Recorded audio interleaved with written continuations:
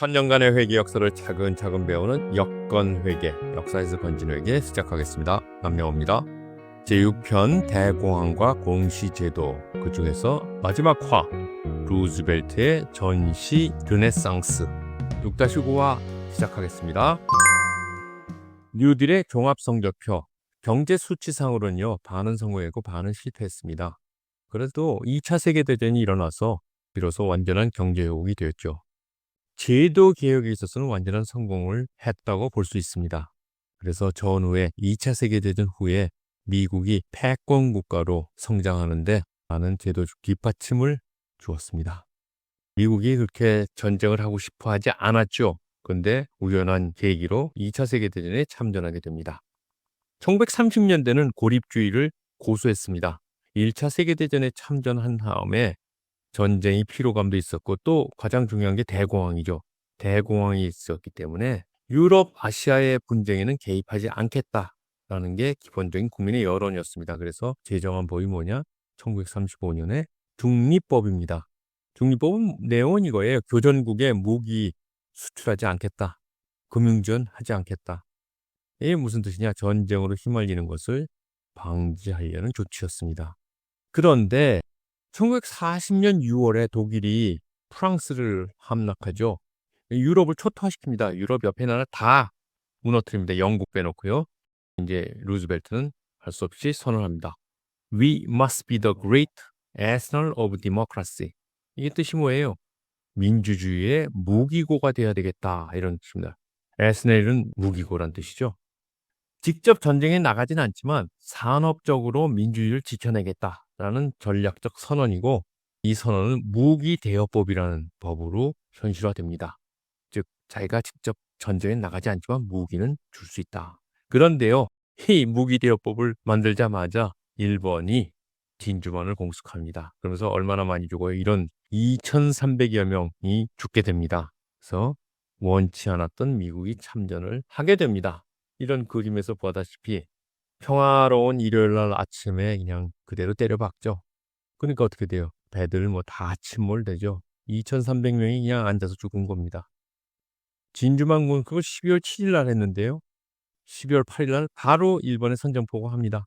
그리고 11일 날 독일이 미국에 먼저 선전포고를 하니까 미국도 독일, 이탈리아한테 선전포고를 합니다. 그러면서 드디어 완전한 2차 세계대전에 들어가게 됩니다. 4일 만에 2차 세계대전에 들어갑니다.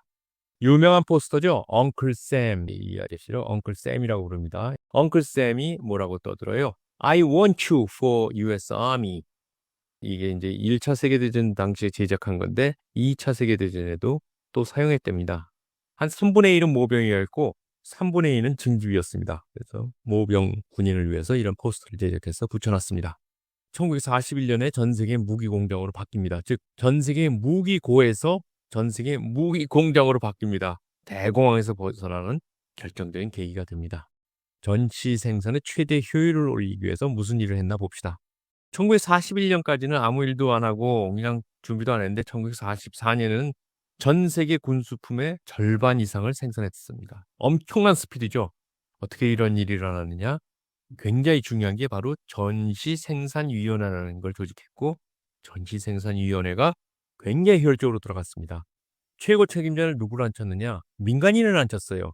시얼스 로박이라는 유통회사의 큰 유통회사죠. 이 유통회사의 임원을 앉혀갖고 전시 동원령을 내리게 했습니다. 원자재 배분 통제하고 생산 목표 설정해서 주고 민간 소비재 생산 못하게 하면서 전시 생산위의 중요한 결정이요. 바로 실비정산이란 겁니다. 어떻게 하는 거예요? 납품 단가를 결정하지 않고 먼저 생산하게 만든 다음에 원가를 보전하고 이윤을 보장해 주는 겁니다. 그러니 기업들은 어떻게 돼요? 위험 부담 없이 군수 생산을 하게 되죠. 전시 생산이 폭발적으로 확대됩니다. 얼마나 확대됐느냐 한번 볼까요? 이 41년, 45년, 4년 동안 전투비 폭격기는 30만 대 이상을 생산했어요. 30만 대요. 탱크 9만 대, 트럭 230만 대 이상, 함선 8천만 척 이상입니다. 항공모함을요 6척을 생산했습니다. 그 당시에 어마어마하죠. 그리고 뭐 이런 기관총 화기로는 수천만 정 수억 개 여기서 구체적으로 사례를 하나 보시면요. 1940년 항공기 생산이 월 8,000대였습니다. 한 달에 항공기를 8,000대 생산하고요. 포드의 윌로런 공장이라는 데서는 B-24 폭격기요. 그 당시는 가장 큰 폭격기였습니다. 한 대를 조립하는데 하루 걸렸답니다. 어마어마하게 빠르게 생산했습니다. 이게 바로 B-24 조립 공장입니다. 2차 세계대전 때 이 폭격기가 18,000대가 조립됐답니다. 그런데 전시 시대에요. 또 민간 경제도 부활이 됐습니다. 소비재가 생산 증가를 해갖고 실질 소비 지출이 10.5% 상승했고요. 화장품, 스타킹, 영화, 심지어는 경마 도박까지도 소비를 해서 50만 개의 신규 사업체가 생겼고 11,000개의 슈퍼마켓이 생겼습니다. 어마어마하죠. 그러니까 미국 경제는 완전히 체질 개선했습니다. 대량 생산 체제가 강화됐고요. 대기업 중심이 됐고, 그리고 이제 굉장히 중요한 전후에 다국적 기업 성장의 토대가 마련됐고, 여성, 흑인 노동자들이 참여했습니다. 팍스 아메리카나 시대가 돌아옵니다. 미국에 의한 평화 시대. 즉 2차 세계대전이 끝나고 나서 미국에 의한 평화 시대가 돌아옵니다. 미국이 국제 질서를 주도합니다. 이 팍스 아메리카나의 기본은 뭐냐? 군사력입니다. 핵무기를 보유해서 또 경제력입니다. 세계 경제의 50% 이상을 차지하는 게 미국이었습니다. 이런 미국의 패권적 지위 중에 중요한 것이 뭐냐면 금 보유였어요. 전 세계 금 보유량의 3분의 2가 미국에 있었습니다. 그러니까 결국 달러라는 게 뭐냐면 사실상 세계 화폐가 됐어요. 내가 금을 이렇게 많이 가지고 있으니 이 금을 중심으로 발행된 달러를 믿어라 이러면서요. 세계 공통화폐 역할을 하게 했습니다. 어디서 그랬냐? 유명한 브레튼 우즈 회의에서 이런 일을 했습니다. 그래갖고 이런 걸 뭐라 그러냐? 브레튼 우즈 체제라고 합니다. 브레튼 우즈는요. 뉴햄프셔에 있는 도시예요. 조그만 휴양지입니다. 여기서 44개 연합국 대표가 전쟁이 끝나기 전에 1944년 7월에 만나갖고 전후 국제통화질서를 의논을 했습니다. 의논도 아니고요. 미국 위주로 가자라고 합의를 했습니다. 의제 1은 달러를 기축통화로 하자.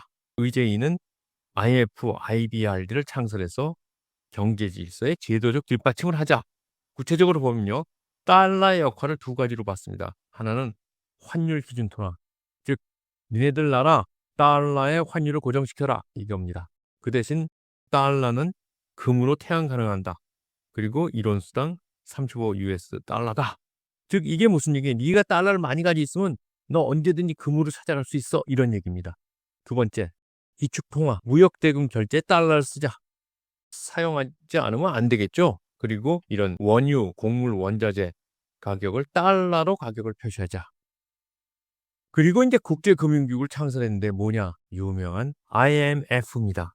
이게 단기 유동성 지원, 환율 안정을 위한 협력을 위해서 만든 기구입니다. 우리나라도 신세를 졌죠. 그리고 이제 또 유명한 IBRD, 월드뱅크 산하입니다. 전후에는 유럽이랑 일본 복구를 도와줬고 그 이후에는 개발도상국 경제개발 지원을 했습니다. IBRD, 국제부흥개발원에 우리나라도 많이 도움을 받았습니다. 군사 안보 질서의 확립에서는 어떤 일을 했느냐? 물론 이제 세계 경찰 역할을 하면서 유엔을 창설했고요. 또 나토를 설립했습니다. 이유는 간단해요. 소련이 체코 뭐 이런 데를 갖다 점점 먹어 들어오거든요.